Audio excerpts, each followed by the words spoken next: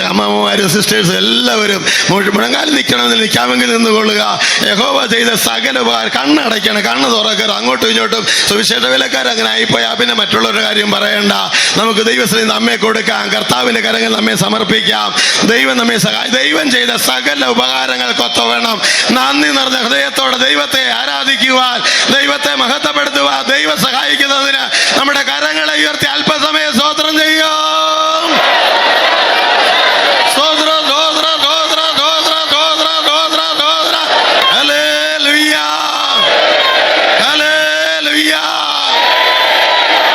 ദൈവത്തിന് സ്തോത്രം. മുഴങ്കാലിൽ നിൽക്കണമെന്നില്ലായിരിക്കാം. ദൈവത്തിന് സ്തോത്രം.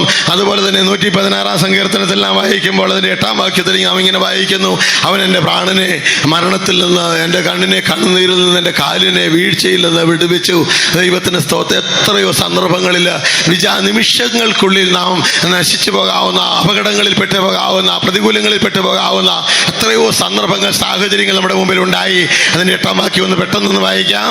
നീ എൻ്റെ പ്രാണനെ മരണത്തിൽ നിന്നും, എൻ്റെ കണ്ണിനെ കണ്ണുനീരിൽ നിന്നും, എൻ്റെ കാലിനെ വീഴ്ചയിൽ നിന്നും രക്ഷിച്ചിരിക്കുന്നു. ദൈവത്തിന് സ്തോത്രം. നമ്മുടെ കണ്ണിനെ കണ്ണുനീരിൽ, നമ്മുടെ കാലിനെ വീഴ്ചയിൽ നിന്ന്, നമ്മുടെ പ്രാണനെ മരണത്തിൽ വിടുവിച്ച ദൈവം. ആ ദൈവത്തിന്റെ സന്നിധിയിൽ നമുക്ക് എത്ര ദൈവത്തെ സ്തുതിച്ചാലോക്കും, ദൈവത്തെ മഹത്വപ്പെടുത്തിയാലോക്കും. ദൈവത്തിന് സ്തോത്രം. നമുക്കറിയാം, നമ്മുടെ ജീവിതത്തിൽ എത്രയോ സന്ദർഭങ്ങൾ, എത്രയോ സാഹചര്യങ്ങൾ നമ്മുടെ ജീവിതത്തിൽ ഉണ്ടായിട്ടുണ്ട്.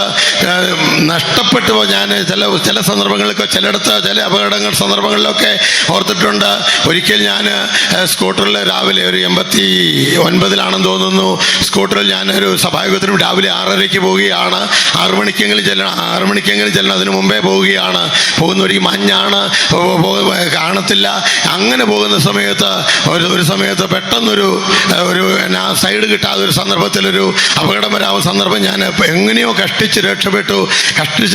പിന്നെയും തുടർന്ന് പോയി. കുറേ കഴിഞ്ഞ് അങ്ങോട്ട് ചെല്ലുമ്പോൾ പെട്ടെന്ന് പോയിക്കൊണ്ടിരിക്കുമ്പോൾ, സാമാന്യം നല്ല സ്പീഡിൽ പോയിക്കൊണ്ടിരിക്കുമ്പോൾ പെട്ടെന്ന് ഒരു മാട് കുറുകെ ചാടുവാനിടയായി. ഞാൻ പറഞ്ഞു, ദൈവം എനിക്ക് വയ്യായേന്ന് ഞാൻ ഉറക്കെ പറഞ്ഞു പോയി. ദൈവത്തിന് സ്തോത്രം.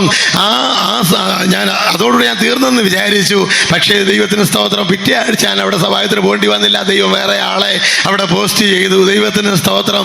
ആയത് നമ്മുടെ മനഃപൂർവ്വം, നമ്മുടെ ഹൃദയത്തിൻ്റെ ആഴത്തിൽ നമ്മളറിയാതെ ആത്മാവ് ഉച്ചരിച്ചുകൂടാത്ത ഞരക്കങ്ങളാ ദൈവത്തോട് പക്ഷപാതം ചെയ്യുന്നത് പോലെ ആത്മാവിനാ നമ്മളറിയാതെ ഒരു വാക്ക് ദൈവത്തോട് പറഞ്ഞു പോകുന്നെങ്കിൽ ദൈവം 100% അത് മുദ്രയിടും. പിന്നെ നാം അതോർത്ത് ദുഃഖിക്കേണ്ടി വരത്തില്ല. ആയതുകൊണ്ട് നമ്മുടെ പ്രാണനെ മരണത്തിൽ നിന്ന്, നമ്മുടെ കണ്ണിനെ കണ്ണുനീരിൽ നിന്ന്, നമ്മുടെ കാലിനെ വീഴ്ചയിൽ വിടുവിച്ച, ഇന്നയോളം നമ്മെ താങ്ങിയ ദൈവത്തിന്റെ കരങ്ങളിൽ നമുക്ക് നമ്മെ കൊടുത്ത് വീണ്ടും അല്പസമയം സ്തോത്രം ചെയ്യാം.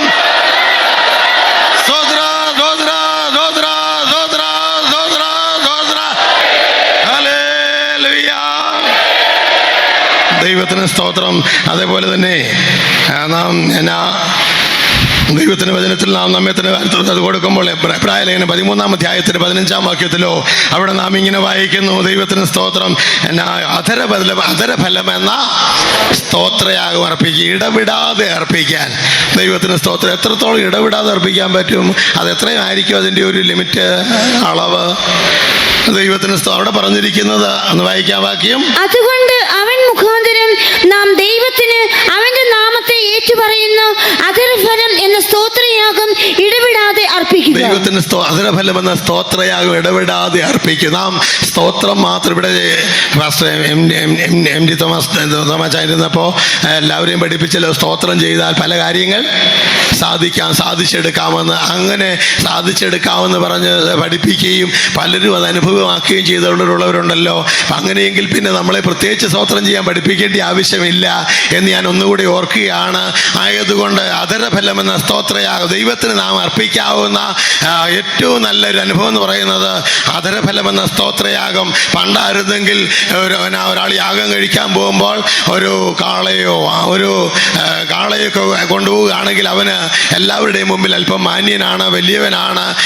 ചിലർ കുറുപ്രാവിനെയും പ്രാവും കുഞ്ഞിനെയും കൊണ്ടൊക്കെ പോകുമ്പോൾ ഒരാൾ കാളയും കൊണ്ടൊക്കെ പോവുക, മൂരിയും കൊണ്ടൊക്കെ പോവുക എന്ന് പറഞ്ഞാൽ അവൻ സമൂഹത്തിൽ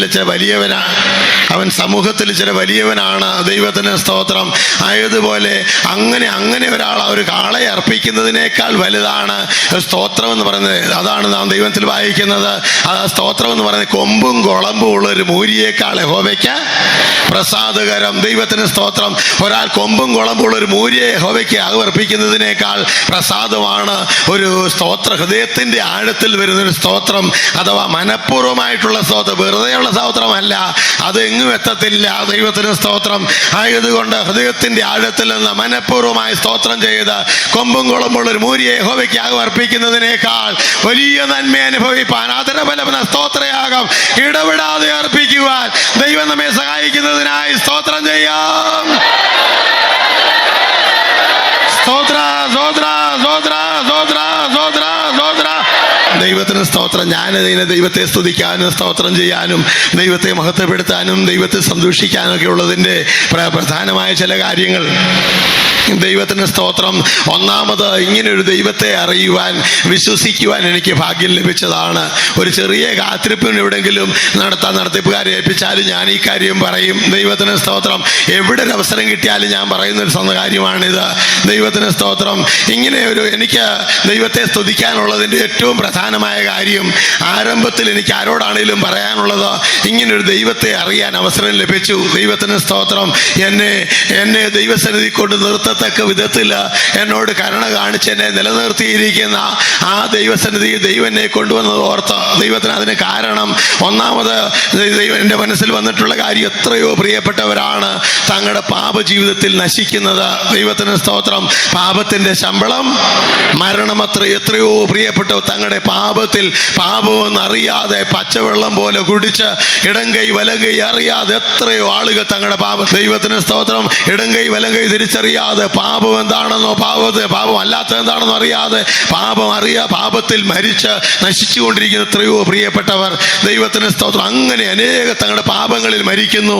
മറ്റൊന്ന്, ദൈവത്തിന് സ്തോത്രം, പാപത്തെക്കുറിച്ച് പാപമാണെന്ന് അറിഞ്ഞു ഏറ്റു പറയാൻ അവസരം ലഭിക്കാതെ മരിക്കുന്നു. ദൈവത്തിന് സ്തോത്രം. എത്രയോ പ്രിയപ്പെട്ടവരാണ് തങ്ങളുടെ പാപമെന്ന് അറിഞ്ഞിട്ട് അതൊന്ന് ഏറ്റു പറയാൻ അവസരം കിട്ടാതെ മരിക്കുന്നവർ. നമുക്കറിയാമല്ലോ, ദൈവദിനത്തിൽ നാം കാണുന്നുണ്ട്, അനന്യാസിനെ സഫീറെ എടുത്തു നോക്കിയാൽ ദൈവത്തിന് സ്തോത്രം, അവർക്ക് പാപം അറിയാൻ കഴിഞ്ഞു. അവർ പാപമെന്നൊന്നും വിചാരിച്ചില്ല, പക്ഷേ പാപമാണെന്ന് അറിഞ്ഞു. പരിശുദ്ധാത്മാവിന് നേരെ വ്യാജം കാണിച്ചത് പാപമാണെന്ന് അവരറിഞ്ഞു. ഏറ്റു പറയാൻ അവസരം കിട്ടിയില്ല. അവരുടെ പാപത്തിൽ അവർ മരിക്കാനിടയായി. ഒട്ടും താമസിച്ചില്ല, നിലത്ത് വീണ് അവർ മരിക്കാനിടയായി. എന്നാൽ മറ്റൊരു കൂട്ടരെ കുറിച്ച് പറയുന്നു, പാപത്തെക്കുറിച്ച് അറിഞ്ഞു, ഏറ്റു പറഞ്ഞു, വിടുതൽ കിട്ടിയില്ല. ആഖാനെ കുറിച്ച് നമുക്ക് കാണാൻ കഴിയും. അവനൊരു തത്ത പറയുന്നത് പോലെ എല്ലാം പറഞ്ഞു, കണ്ടു, മോഹിച്ചു, എടുത്തുപോയി എന്നെല്ലാം ഒരു തത്ത പറയുന്ന പോലെ അവനെല്ലാം പറഞ്ഞു. വിടുതലുണ്ടായില്ല. അവൻ്റെ പാപത്തിൽ അവൻ കല്ലെറിയപ്പെട്ട് കൊല്ലപ്പെടുവാനിടയായി. ദൈവത്തിന് സ്തോത്രം. അനേകർ തങ്ങളുടെ പാപങ്ങളിൽ പാപമെന്ന് അറിയാതെ നശിക്കുമ്പോൾ, അനേകർ പാപങ്ങളെ അറിഞ്ഞിട്ട് ഏറ്റു പറയാൻ അവസരം കിട്ടാതെ നശിക്കുമ്പോൾ, അനേകർ പാപമെന്ന് അറിഞ്ഞിട്ട് ഏറ്റു പറഞ്ഞിട്ട് വിടുതൽ കിട്ടാതെ പല ആചാരങ്ങളിലും പല ന്യായപ്രമാണങ്ങളിലും ആയിരിക്കുമ്പോൾ, ദൈവത്തിന് സ്തോത്രം, നമ്മോട് കരുണ കാണിക്കുന്ന ദൈവം നമ്മുടെ സകല അനീതിയും പോക്കി നമ്മെ ശുദ്ധീകരിപ്പാൻ തക്കവണ്ണം വിശ്വസ്തനും നീതിമാനുമായ ഒരു യേശുവിനെ അറിയുവാൻ, ഒരു ദൈവത്തെ അറിയുവാൻ അവസരം കിട്ടിയ ദൈവജനമേ, നാം ഭാഗ്യശാലികളാണ്. നമുക്ക് നമ്മുടെ ദൈവത്തെ സ്തുതിക്കാം, ദൈവത്തിന് സ്തോത്രം ചെയ്യാം. Hallelujah, hallelujah, hallelujah, hallelujah, hallelujah, hallelujah. നമുക്ക് സന്തോഷിക്കാനുള്ള അനേക കാര്യങ്ങളിൽ ഈ ദൈവത്തെ അറിഞ്ഞ് ദൈവത്താൽ സന്ദർശിക്കപ്പെടുവാൻ നമുക്ക് അവസരം ലഭിച്ചു. ദൈവത്തിന് സ്തോത്രം. ആ ദൈവത്തിൽ പിന്നെയും നമുക്ക് ഓർക്കാനുള്ളത്, ദൈവത്തിന് സ്തോത്രം, ആ ദൈവം നമ്മോട് ക്ഷമിച്ച് നമ്മുടെ പാപങ്ങളെ പോക്കി നമ്മോട് സമാധാനത്തോടെ പോകാമെന്ന് പറയാൻ മതിയായ ഒരു ദൈവമാണ്. ദൈവത്തിന് സ്തോത്രം. എത്ര പേർ ദൈവത്തെ ഇന്ന് വിളിക്കുന്നുണ്ട്. നമ്മുടെ ചുറ്റുപാടും ക്രിസ്ത്യാനികളെന്ന് പോലും അഭിമാനിക്കുന്ന അനേകരുണ്ട്. അല്ലാത്ത വിധത്തിൽ പല പാരമ്പര്യ കെട്ടുകൾ കുടുങ്ങിയിരിക്കുന്നവരുണ്ട്. വിവിധ തരത്തിൽ ആചാരാനുഷ്ഠാന സംവിധാനങ്ങൾ കുടുങ്ങിയിരിക്കുന്നവരുണ്ട്. അവരുടെ നിലവിളി കേൾക്കാൻ കഴിയുന്ന ഒരു ദൈവം അവർക്കില്ല. അവരെ വിടുവിക്കുവാൻ മതിയായ ഒരു ദൈവം അവർക്കില്ല. എന്നാൽ നമ്മുടെ നിലവിളി കേട്ട് നമ്മുടെ കുറ്റങ്ങളെ ക്ഷമിച്ച് സകല പാപവും പോക്കി നമ്മെ ഓർക്കണമേ. നമ്മുടെ പാപം പോക്കി നമ്മെ ശുദ്ധീകരിപ്പാൻ മതിയായ ഒരു ദൈവം നമ്മോട് പറയാനുണ്ട്. സമാധാനത്തോടെ പോയിക്കോ. എത്രയോ പേരോടാണ് കർത്താവ് ഈ ലോകത്തിലായിരുന്നപ്പോൾ പറഞ്ഞത്, നിന്റെ പാപം മോചിച്ചിരിക്കുന്നു, സമാധാനത്തോടെ പോകാമെന്ന്. അങ്ങനെയെങ്കിൽ അനേക തങ്ങളുടെ അബദ്ധങ്ങളിൽ നശിച്ചുകൊണ്ടിരിക്കുമ്പോൾ നമ്മെ സമാധാനത്തോടെ അയക്കുവാൻ നമ്മുടെ പാപം ക്ഷമിച്ചു തന്നത്, നമ്മെ കുറ്റം വിധിക്കുവാൻ ഒന്നിനും കഴിയില്ലെന്നുള്ള വിധത്തിൽ നമ്മെ സമാധാനത്തോടെ അയക്കുവാൻ ഒരു യേശു നമുക്കുള്ളതിനാൽ നമുക്ക് നമ്മുടെ കരം ഉയർത്തി സ്തോത്രം ചെയ്യാം. Hallelujah, hallelujah, hallelujah, hallelujah. ദൈവത്തിന് സ്തോത്രം. അതേപോലെ ഇവിടെ വന്നു കഴിഞ്ഞ ശേഷം എൻ്റെ ഹൃദയത്തിൽ സന്തോഷം തോന്നിയ ഒരു വിഷയമാണ് സുന്ദരമെന്ന ദേവാലയ ഗോപുരത്തിന് വാതിക്കൽ ഇരുന്ന മുടന്തൻ. ദൈവത്തിന് സ്തോത്രം. ദൈവനെ സഹായിച്ചു. അവൻ ഒരു ദിവസം, അവൻ വിചാരിക്കാത്ത ദിവസത്തിൽ അവൻ ഒരു ദിവസം ദേവാലയത്തിൻ്റെ വാതിക്കൽ സാധാരണ ചെല്ലുന്ന ഭിക്ഷ യാചിച്ചു കൊണ്ടിരുന്നവനായിരുന്നു. ദൈവത്തിന് സ്തോത്രം. എത്രയോ കാലങ്ങളായി അവൻ ഭിക്ഷ യാചിച്ചുകൊണ്ടിരിക്കുന്നവനാണ്. സാധാരണ പോലെ അന്ന് ഒരു ദിവസം ഭിക്ഷയ്ക്കായിട്ട് അവൻ ചെന്നിരുന്നു. പക്ഷേ അന്ന് ദൈവത്തിന് സ്തോത്രം അവിടെ അവനൊരു വിടുതലിൻ്റെ ദിവസമായിരുന്നു. അവൻ്റെ വിടുതൽ പത്രോസ് യോഹന്നാനും അവന് അവന് വേണ്ടി അത്ഭുതമായി പ്രവർത്തിച്ച ഒരു ദിവസം. ദൈവത്തിന് സ്തോത്രം. അവർ പറയുകയാണ്, ഞങ്ങളെ ഒന്ന് സൂക്ഷിച്ചു നോക്ക. അവൻ വല്ലതും കിട്ടുമെന്ന് ഞാൻ സൂക്ഷിച്ചു നോക്കിയപ്പോൾ അവർ പറയുന്നത്, ഞങ്ങളുടെ ഈ വെള്ളിയും പോലും ഒന്നുമില്ല, നസ്രയനായ യേശുവിൻ്റെ നാമത്തിൽ നിനക്ക് വിടുതലുണ്ട്, സൗഖ്യമുണ്ടെന്ന് പറഞ്ഞ് അവനെ കൈ പിടിച്ച് എഴുന്നേൽപ്പിക്കുന്ന ഒരു സന്ദർഭമുണ്ട്. ദൈവത്തിന് സ്തോത്രം. അവൻ ഒരിക്കലും വിചാരിക്കാത്ത വിധത്തിൽ അത്രയും നാൾ അവൻ ദൈവാലയത്തിന് മുമ്പിൽ വരെ വന്നു. അകത്ത് കയറാൻ അവൻ അവസരം ഉണ്ടായിട്ടില്ല. അവനൊരു ഭിക്ഷക്കാരനായിരുന്നു, ഭിക്ഷ യാചിച്ചുകൊണ്ട് ജീവിച്ചവനാണ്.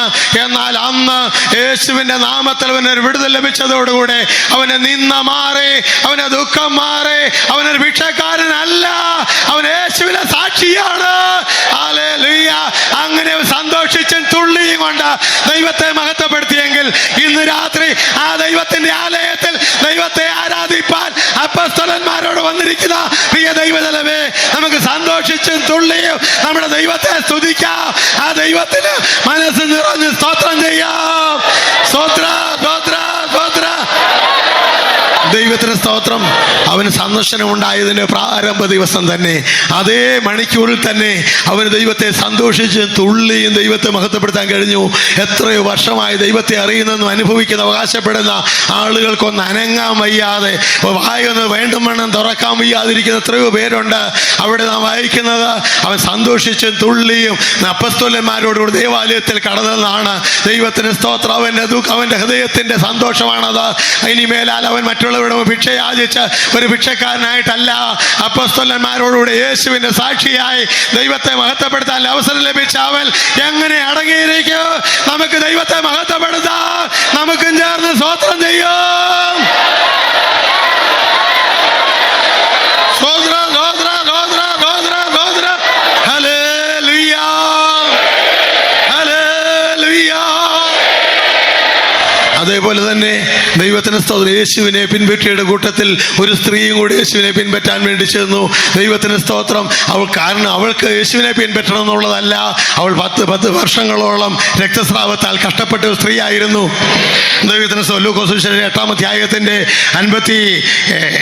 58-ാം വാക്യം ഒന്ന് വായിക്കാം. ആ സ്ത്രീ യേശുവിനെ പിന്നാലെ ചെന്ന് യേശുവിനെ സൗഖ്യത്തിന് വേണ്ടി ആഗ്രഹിച്ചു. പക്ഷെ അവൾക്ക് അങ്ങോട്ട് അടുക്കാൻ പറ്റാത്തിടത്ത് അവൾ യേശുവിനെ അടുത്തു. ഒന്ന് വായിക്കാൻ വാക്യം 43-ാം വാക്യം. അന്ന് 12 സംവത്സരമായി രക്തസ്രവമുള്ളവളും മുതലെല്ലാം വൈദ്യന്മാർക്ക് കൊടുത്തിട്ടും ആരാനും സൗഖ്യം വരുത്തുവാൻ കഴിയാത്തവളുമായൊരു സ്ത്രീ പുറകിൽ അടുത്തു ചെന്ന് അവന്റെ വസ്ത്രത്തിന്റെ തൊങ്ങൽ തൊട്ടു. ഉടനെ അവളുടെ രക്തസ്രവം നിന്നുപോയി. അവൻ അവളോട്, മകളെ, നിന്റെ വിശ്വാസം നിന്നെ രക്ഷിച്ചിരിക്കുന്നു. അവൻ അവളോട്, മകളെ, നിന്റെ വിശ്വാസം നിന്നെ രക്ഷിച്ചിരിക്കുന്നു, സമാധാനത്തോടെ പോക എന്ന് പറഞ്ഞു. സമാധാനത്തോടെ പോക എന്ന്. ദൈവത്തിന് സ്തോത്രം. രോഗശാന്തിക്ക് വേണ്ടി യേശുവിന്റെ അടുക്കൽ ചെന്ന ഒരു സ്ത്രീയെ കുറിച്ച് ദൈവത്തിന് സ്തോത്രം. യേശുവിനാൽ അവൾക്ക് വിടുതൽ ലഭിച്ചു. ഇന്ന് രാത്രി ദൈവസന്നിധി കടന്നു വന്നിരിക്കുന്ന പ്രിയ ദൈവമക്കളെ, നമ്മുടെ നിലവാരം എന്തുമായിക്കൊള്ളട്ടെ, ചിലരെങ്കിലും രോഗികളായി ദൈവസന്നിധിയിലുണ്ടെങ്കിൽ നിശ്ചയമായും ദൈവസന്നിധി വിടുതലുണ്ട്. ഞാൻ ഓർക്കുന്നു, ദൈവത്തിന് സ്തോത്രം, ഞാനത് അങ്ങനെ പറയണമെന്ന് വിചാരിച്ചിട്ടുള്ള കാര്യം ഇതുവരെ ഒരു സദസ്സിൽ ഞാൻ പറഞ്ഞിട്ടില്ല. ഞാൻ വർഷങ്ങളോളം ഹൈ റേഞ്ചിൽ, ഞങ്ങളൊരു ഒത്തിരി വർഷങ്ങൾ ഹൈ റേഞ്ചിലൊക്കെ ആയതുകൊണ്ട് ചൂടുവെള്ളമാണ് സാധാരണ ഉപയോഗിക്കുന്നത്. ചൂടുവെള്ളത്തിൽ അങ്ങനെ കുളിക്കുക പതിവാണ്. അങ്ങനെ വർഷങ്ങളോളം കുളിച്ചു. ഏതാണ്ട് കഴിഞ്ഞ 2 വർഷത്തിന് മുമ്പാണെന്ന് തോന്നുന്നു, ദൈവത്തിന് സ്തോത്രം, തൃശ്ശൂർ ഞാനൊരു കൺവെൻഷന് പോയി. അവിടെ വെച്ച് കൺവെൻഷൻ സമയത്ത് ശുശ്രൂഷയിൽ, രോഗശാന്തി ശുശ്രൂഷയിൽ നമ്മുടെ പാസ്റ്ററായിരുന്നു ശുശ്രൂഷ നടത്തിയത്. ദൈവത്തിന് സ്തോത്രം. എന്തായിരുന്നാലും ദൈവത്തിന് സ്തോത്രം, ആ രോഗശാന്തി ശുശ്രൂഷയിൽ ഞാൻ ദൈവത്തോട് പറഞ്ഞു, എനിക്ക് ഒരു 2 ദിവസം മദ്രാസ് കൺവെൻഷനോ എവിടെയെങ്കിലും പോയി പച്ചവെള്ളത്തിൽ അടുപ്പിച്ച് കുളിച്ചു പോയെങ്കിൽ പിന്നെ എനിക്ക് ഒരു വിധത്തിലും എൻ്റെ ശരീരം വേദന സഹിക്കാൻ വയ്യ, എല്ലൊക്കെ നുറുങ്ങിപ്പോകുന്ന പോലെ, മാംസമൊക്കെ പൊട്ടിപ്പോകുന്നു എനിക്ക് തോന്നുകയായിരുന്നു. അന്ന് ഞാൻ ദൈവത്തോടൊന്ന് പ്രാർത്ഥിച്ചു, കർത്താവേ, ഞാൻ ഈ സത്യമൊക്കെ പിൻപറ്റി ശുശ്രൂഷയ്ക്ക് ചെയ്യുകയാണല്ലോ, എന്നോടൊരു കരുണ കാണിക്കണമെന്ന്. ആ രോഗശാന്തി ശുശ്രൂഷയിൽ ദൈവത്തിന് സ്തോത്രം, അന്ന് എനിക്ക് ദൈവം വിടുതൽ തന്നു. അതിൽ പിന്നെ ഇന്ന് ഇതുവരെയും ചൂടുവെള്ളത്തിൽ കുളിക്കേണ്ട സന്ദർഭം എനിക്ക് ഉണ്ടായില്ല. ദൈവത്തിന് സ്തോത്രം. ദൈവം നമ്മെ സഹായിക്കും. നാം വിചാരിക്കുമോ എന്തോ ചെയ്യാനാ, ദൈവം എന്താ ചെയ്യുന്നത് എന്നൊക്കെ ഒരു പക്ഷേ തോന്നിയേക്കും. ദൈവത്തിന് സ്തോത്രം. എന്നാൽ നമ്മൾ വിചാരിക്കാത്ത വിധത്തിൽ നമ്മെ സഹായിക്കാൻ നമുക്ക് ദൈവമുണ്ട്. ഇവിടെ ആ സ്ത്രീ ഒരിക്കലും വിചാരിക്കാത്ത വിധത്തിൽ അവൾക്ക് വേണ്ടി ദൈവം അവളുടെ വിശ്വാസത്തെ മാനിച്ച് അവൾക്ക് സൗഖ്യം കൊടുത്ത് അവളോട് പറയും, സമാധാനത്തോടെ പോയിക്കൊള്ളുക എന്ന് യേശുവോട് പറഞ്ഞെങ്കിൽ നിശ്ചയം ഇന്ന് രാത്രി ദൈവസന്നിധിയിൽ വിശ്വാസത്തോടുകൂടെ വന്നിരിക്കുന്ന ദൈവവൈതലേ, നിനക്ക് വേണ്ടി ദൈവം അത്ഭുതം പ്രവർത്തിപ്പാൻ മതിയായവനാണ്. വാക്കുമാറാത്ത ദൈവമാണ്. ആ ദൈവം നമുക്ക് വേണ്ടി വലിയവ ചെയ്യും. നമുക്കത് വിശ്വസിക്കാം. സ്തോത്രം ചെയ്യാം.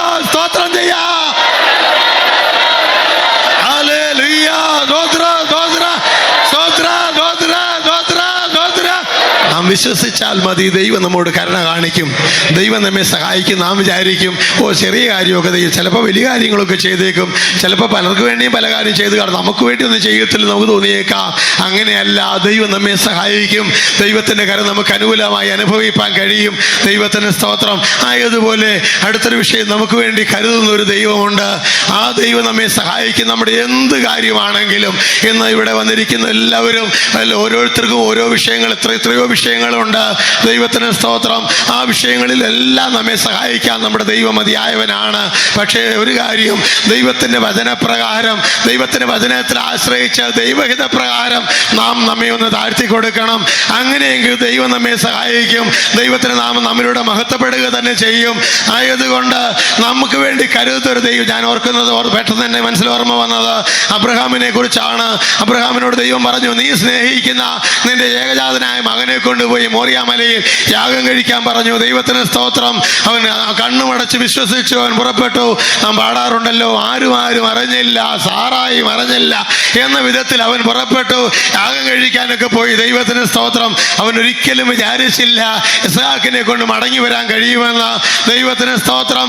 ദൈവത്തോടു കൂടെ പുറപ്പെട്ട അവനോട് ഇസ്ഹാക്ക് ഒരു ചോദ്യം ചോദിക്കുകയുണ്ടായി. പോകുന്ന വഴിയിൽ, അപ്പ വിറകും കത്തിയും ഒക്കെ ഉണ്ട്, എന്നാൽ യാഗമൃഗം ആട്ടിൻകുട്ടി എവിടെ ചോദിച്ചു. ദൈവത്തിന് സ്തോത്രം.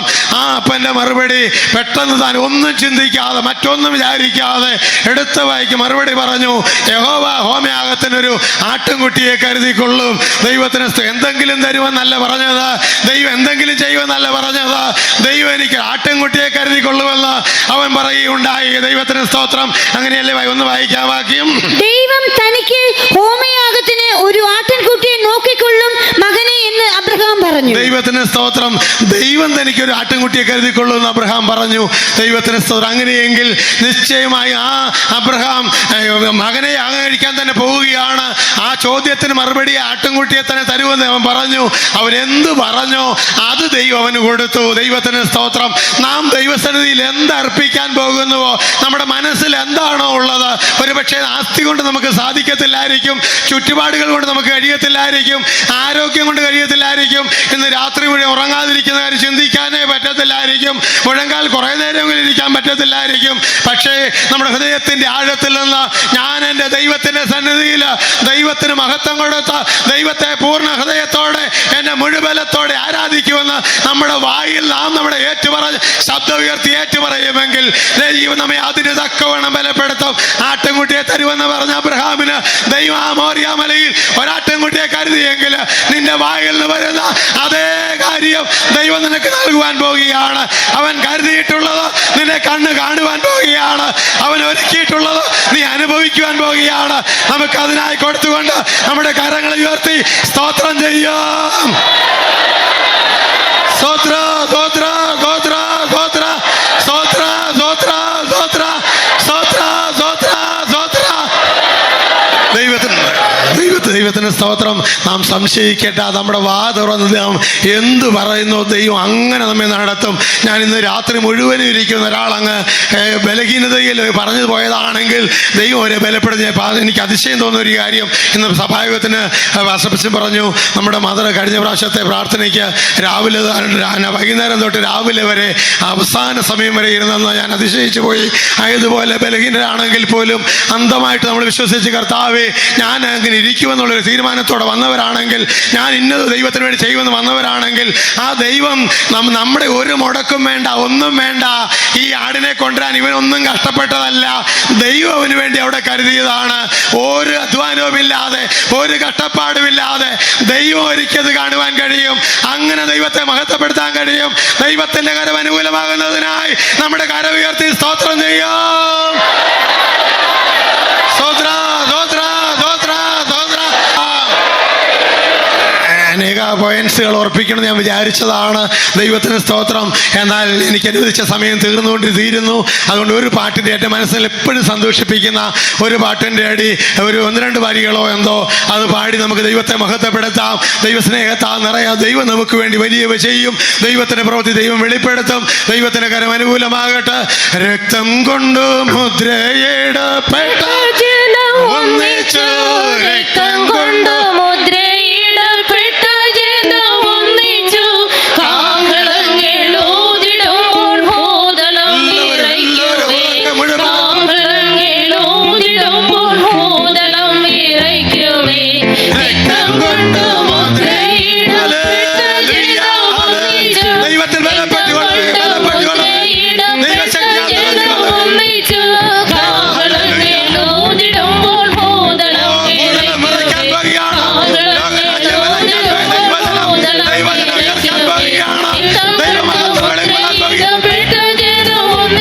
രക്തം കൊണ്ട് മുദ്രയിടപ്പെട്ട ജനം ഒന്നിച്ചു, കാഹളങ്ങളൂതിടുമ്പോൾ ഭൂതലം വിറയ്ക്കുമേ, കാഹളങ്ങളൂതിടുമ്പോൾ ഭൂതലം വിറയ്ക്കുമേ.